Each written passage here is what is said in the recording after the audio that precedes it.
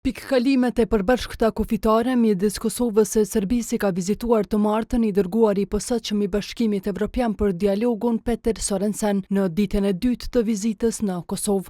Për informatat që ka thënë se i ka marrë për këto pikëkallime, Sorensen ka njoftuar nëpërmjet një postimi në rrjetet sociale, tek ka publikuar edhe fotografi nga vizita e zhvilluar tek pikëkallimi kufitar në Muqibab.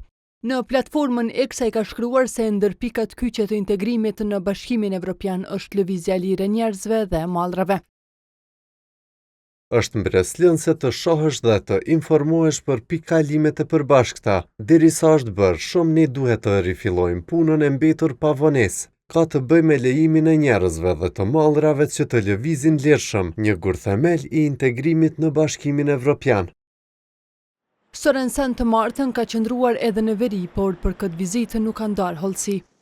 Sorensen vizitën e tij të parë në Kosovë prej se është emëruar pasuesi Miroslav Lajçakut në lehtësimin e dialogut e ka nisur të hënën, kur ka mbajtur takime me udhëheqës institucional dhe me ata partijak.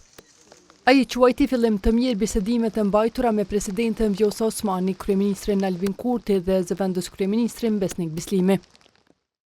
E pas takimeve të ndara me lider dhe përfaqësues të PDK-s, LDK-s e AAK-s, Sorensen ka theksuar se të gjithë në Kosovë janë në dijeni se procesi i normalizimit me Serbinë është i rëndësishëm për vendin dhe se ai duhet të mbështetet nga të gjithë.